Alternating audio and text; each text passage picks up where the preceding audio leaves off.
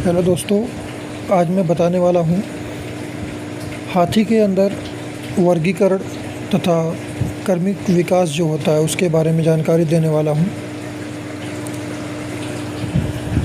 अफ्रीकी हाथी प्रजाति में 2 या 3 जीवित जातियाँ हैं अभी तक, जबकि एशियाई हाथी प्रजाति के अंतर्गत केवल एशियाई हाथी ही जीवित जाति है, लेकिन इसे 3 या 4 उपजातियों में विभाजित किया जा सकता है।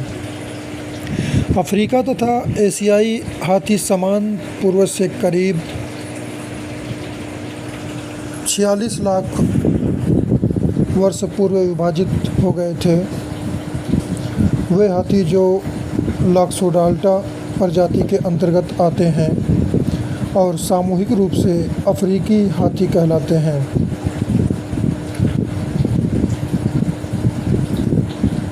वर्तमान में अफ्रीका देश में पाया जाता है। अफ्रीकी हाथी एशियाई हाथी से कई प्रकार से भिन्न होते हैं, जिनमें सबसे स्पष्ट उनके बड़े कान होते हैं।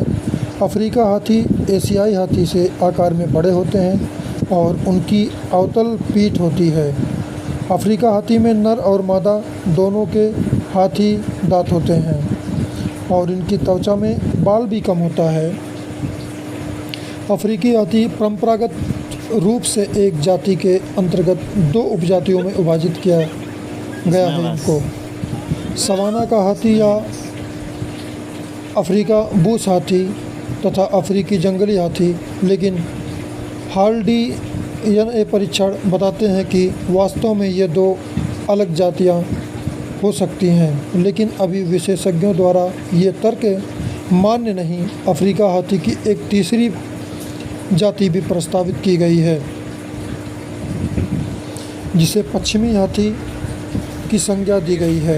अफ्रीकी बूश हाथी, अफ्रीका जंगली हाथी, एशियाई हाथी, विलुप्त अमेरिकी मास्टोडॉन तथा मैमथ।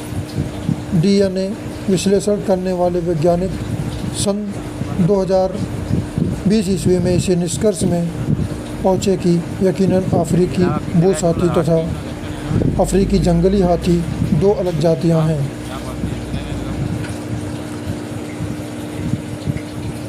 दोस्तों, आजकल हमारे यहाँ हाथियाँ बहुत कम पाई जाती हैं,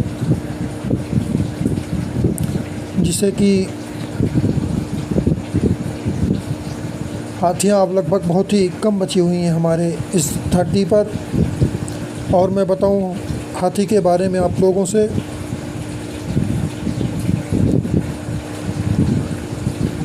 आगे मैं आप लोगों से और बात करूंगा हाथी के बारे में अगली वीडियो में। दोस्तों, तब तक आप लोग इस वीडियो को देख करके हमारे चैनल को सब्सक्राइब और लाइक ज़रूर करें। दोस्तों, ये देखिए हाथी कितने आराम से अपने भोजन करने के लिए भोजन की तलाश में है। और यहाँ पर आप लोग देख सकते हैं एक महिला हाथी को उसका भोजन दे रही है और साथ महिला हाथी को भोजन दे रही, साथ में एक बच्ची भी है वहाँ पे, नन्ही मुन्नी देख सकते हैं आप लोग। और मैं बताता चलूँ कि हाथी के बारे में आप लोगों से, शारीरिक लक्षण जो होते हैं हाथी के, एशियाई हाथी हल्के स्लेटी रंग के होते हैं तथा इनके केवल कानों और सूंड में रंजकता छीड़ होती है। बड़े नर नमूमन 5000 किलो वजनी होते हैं, लेकिन श्रीलंकाई हाथी जितने ही ऊंचे होते हैं।